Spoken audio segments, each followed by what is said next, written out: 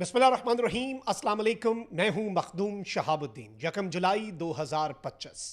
नाज़रीन किराम, पाकिस्तान और भारत के दरमियान बज़ाहिर तो सीज़ फायर है, लेकिन इस वक्त पाकिस्तान का मक्कार और कमज़र्फ दुश्मन अभी भी पाकिस्तान के खिलाफ मनसूबा साजी में मसरूफ़ अमल है। एक तो वो अपनी प्रॉक्सीज फितनतुल हिंदुस्तान BLA और फितनतुल खवारिज TTP को एक्टिवेट कर चुका है कि पाकिस्तान को टेररिज्म जो है उसके अंदर मशगूल रखा जाए पाकिस्तान की अफवाज को, ताकि भारत जो अपने नफीरियस डिज़ाइंस हैं, जो नापाक अज़ाइम हैं नरेंद्र मोदी के, जो मंसूबे हैं अपनी सियासत बचाने के लिए, जो उसने एक और बड़ा मिस एडवेंचर करना है, उस पर फोकस इंडियन आर्मी तो रख सके, लेकिन पाकिस्तान जो है वो तवज्जो अपनी वहाँ पर रखे। तो इन्होंने अपने जो प्रॉक्सीज को एक्टिवेट किया हुआ है। लेकिन बात यहाँ पर नहीं रुकती। दुश्मन इस वक्त हक्का बक्का है, दुश्मन इस वक्त परेशान है और दुश्मन इस वक्त सर पकड़ के बैठा हुआ है कि ये ऑपरेशन सिंदूर और ऑपरेशन बुनियानुम मरसूस के टाइम पे दुश्मन के साथ हुआ क्या, उनके साथ जो हुआ उसकी समझ उन्हें अभी तक नहीं लग रही। और ऑब्वियसली अब वो तैयारी करेंगे, अब वो उसे समझेंगे। जो आउट ऑफ सिलेबस उनके लिए क्वेश्चन पेपर आया था, वो उसका रट्टा लगाकर अगली दफा मैदान में उतरेंगे।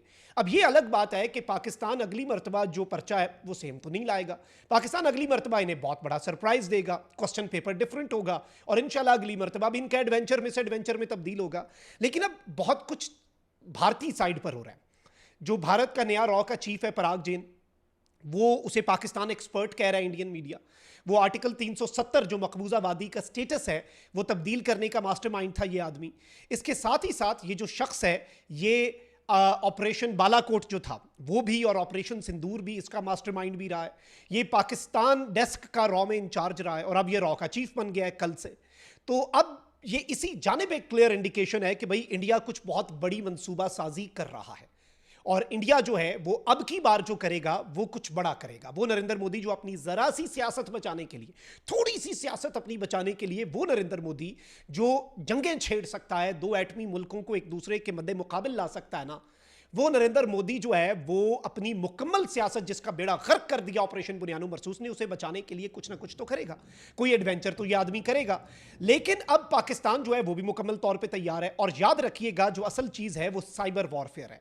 जो असल जंगें हैं वो इंटेलिजेंस की बुनियाद पर लड़ी जाती हैं और इंटेलिजेंस एजेंसीज का किरदार बहुत अहम हो जाता है। अब जो पाकिस्तान है, पाकिस्तान की दिफाई सलाहियत, पाकिस्तान इस वक्त क्या तैयारी कर रहा है, क्योंकि भारत को यह भी फिक्र है ना कि हम तो तैयारी कर रहे हैं, तो पाकिस्तान कौन सा हाथ पे हाथ रख के बैठा हुआ है। पाकिस्तान पता नहीं इस दफा क्या सरप्राइज के तौर पे ले आए। चाइना जो है उसके साथ पाकिस्तान की क्या कोलैबोरेशन चल रही है, क्या पाकिस्तान अपनी डिफेंस की कैपेबिलिटीज बढ़ा रहा है। कहीं ये ना हो कि अगली मरतबा भी इससे ज्यादा रुसवाई का सामना करना पड़े, जो कि इंशाल्लाह मेरे अल्लाह के हुक्म से इन्हें अगली मरतबा भी रुसवाई का सामना करना पड़ेगा। जंगों के हम खिलाफ हैं, जंगें हम शुरू नहीं करते, लेकिन खात्मा उनका अल्लाह ने हमारे हाथ ही लिखा होता है।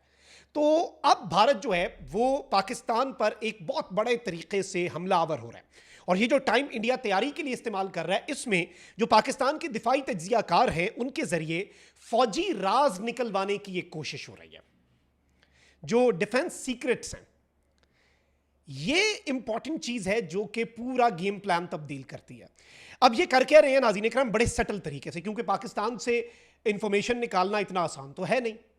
अब जो दिफाई तज्जियाकार हैं, ऑब्वियसली वो पाकिस्तान की डिफेंस मामलात को जानते हैं। बहुत से हमारे जो डिफेंस एनालिस्ट्स हैं वो हमारे साबिक फौजी अफसरान हैं और वो जान तो दे देंगे, लेकिन वो किसी भी तरह से पाकिस्तान का कोई कौमी राज अल्हम्दुलिल्लाह आज तक इस तरह से बाहर नहीं गया।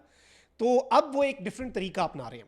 वो पाकिस्तान के जो दिफाई तज्जियाकार हैं उन्हें कनेक्ट करवा रहे हैं फॉरेन कंटेंट क्रिएटर्स और फ्रीलांसर्स के साथ। इंटरनेशनल, इंडियन नहीं, फॉरेन कंटेंट क्रिएटर्स जो हैं, जो इंटरव्यूज करते हैं या इस तरह से कुछ भी, उनके साथ बेसिकली वो इस वक्त कुछ मिडल मैन और कुछ फिक्सर्स हैं, उन्हें पाकिस्तान में लुभाने की कोशिश कर रहे हैं फॉरेन कंटेंट क्रिएटर्स कि वो इंटरव्यूज और मीटिंग्स अरेंज करें पाकिस्तान के डिफेंस एक्सपर्ट्स के साथ और पाकिस्तान के डिफेंस एनालिस्ट्स के साथ, और उनसे वो इस तरह से बातचीत करें सटल तरीके से, डायरेक्टली इनडायरेक्टली उनसे कोई इंफॉर्मेशन निकाली जा सके, स्ट्रेटेजिक भी और सेंसिटिव भी, यानी जो स्ट्रेटेजिक इंपॉर्टेंस की भी हो और सेंसिटिव नौयत की भी हो, वो इनसाइट्स निकलवाई जाए पाकिस्तान के डिफेंस सेक्टर के हवाले से और पाकिस्तान की डिफेंस कोलैबोरेशंस के हवाले से। अब ये क्लेम कहां से आ रहा है? There is an account Markhor के नाम से। यूजुअली ये मारखोर का जो अकाउंट है इन डायरेक्टली या अनऑफिशियली ये कहा जाता है ये लिंक्ड है, ये वो बयानियां बताता है, वो इंफॉर्मेशन देता है जो शायद गुमनाम हीरोज जो हैं उनके साथ मुंसलिक हो, if you know what I mean.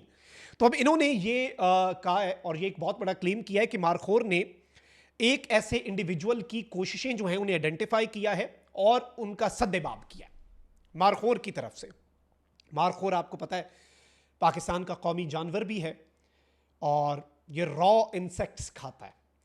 और मारखोर जो है, इससे मुराद जो है वो पाकिस्तान की इंटेलिजेंस एजेंसीज भी ली जाती है, प्रीमियर इंटेलिजेंस एजेंसी के जो ऑपरेटिव्स हैं उन्हें भी मारखोर कहा जाता है। तो अब ये कह रहे हैं कि जो मारखोर है उसने एक ऐसा इंडिविजुअल जो है उसके एफर्ट्स को ना सिर्फ आइडेंटिफाई किया बल्कि उसे पकड़ा भी। और इस वक्त ऑफिशियल सीक्रेट एक्ट को भी स्टडी किया जा रहा है कि ऐसे लोगों के ऊपर क्या ऑफिशियल सीक्रेट एक्ट लग सकता है या नहीं। ये इनडायरेक्ट एक मैसेज है कि ऑफिशियल सीक्रेट एक्ट भी अभी हम जरा उसे खातिर में ला रहे हैं।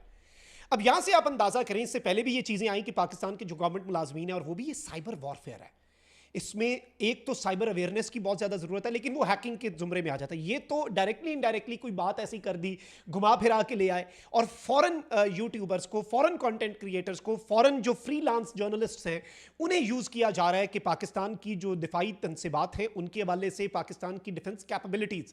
क्योंकि अब भारत को असल मसला यह है कि भाई वो परेशान है कि ऑपरेशन बुनियादो मरसूस में इन्होंने जो किया, सिंदूर को तंदूर बना दिया, रफेल गिरा दिया, इनके पास है क्या, इनके पास गिदड़ सिंगी क्या है, ये इस वक्त उन्हें समझ नहीं आ रही। फिर चाहे ये रॉ के नए चीफ पराग जेन को ले आए, जिसे मर्जी ले आए।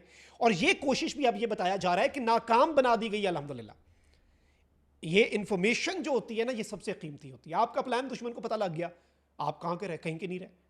आपका सारी दुनिया की बेहतरीन चीजें जो आपके पास हों, आपकी कैपेबिलिटीज का अगर दुश्मन को अंदाजा हो जाए, ये चीजें कुछ सीक्रेट ही रहनी चाहिए। और वही जो पाकिस्तान कहता है ना, इन्हें असल में ये चीज भी परेशान करती है कि पाकिस्तान की तरफ से कहा गया कि हमने तो अभी 5% आपको सरप्राइज दिया, 95% जो हमने अपनी डिफेंस कैपेबिलिटीज हैं वो अपने अपने पत्ते शो ही नहीं किए, अभी जरूरत ही नहीं पड़ी। हमें पता है कि ये कमजरफ और मक्कार दुश्मन है, ये कुछ ना कुछ करेगा और हम उसके लिए मुकम्मल तौर पे तैयार बैठे हैं। हम इनके एडवेंचर्स को अल्लाह के हुक्म से, अल्लाह की मदद से, अल्लाह की नुसरत से इंशाअल्लाह मिस एडवेंचर्स में कन्वर्ट करेंगे।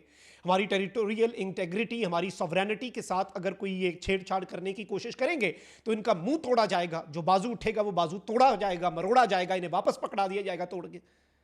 तो ये एक चीज़ है जो समझने वाली है। और इसलिए इस वक्त इंफॉर्मेशन की जो वॉरफेयर है वो भी बहुत इंपॉर्टेंट है। पॉलिटिकल मामलात पे तो हम बात करते हैं और पॉलिटिकल ओपिनियन होना एक डेमोक्रेटिक कंट्री के अंदर ज़रूरी भी है। ये जमहूरियत का हुस्न है, डिसएग्रीमेंट होना भी और ये सब कुछ भी। But when it comes to national interest, जब कौमी मफाद की बात आती है तो हम सब एक थे, एक हैं और एक रहेंगे। दुश्मन इन फॉल्ट लाइंस को एक्सप्लॉइट करने की हालिया दिनों में उसने कोशिश की और उसे मुंह की खाना पड़ी। और जो लोग एक्सप्लॉइट करने की कोशिश कर रहे थे, people also rejected them because this is not what this public stands for. और ये जो हालिया ऑपरेशन है, इसकी वजह से जो ये इन्होंने नाकाम बनाया और एक ऐसे इंडिविजुअल को आइडेंटिफाई किया गया, I think this is something important. This is a game changer development, mark my words, ये एक गेम चेंजर डेवलपमेंट है और इससे बहुत कुछ बदल जाता है। इससे जंग के डायनेमिक्स बदल जाते हैं कि दुश्मन इस तरीके से, और इससे वैसे ये भी समझ आती है कि बिग कोई नहीं रहा अल्हम्दुलिल्लाह हमारी साइड पे। जैसे भारत के अंदर से तो यार दूसरे दिन कहते हैं ना सेंसिटिव इन्फॉर्मेशन पकड़ी गई, ये पकड़ लिया, वो पकड़ लिया।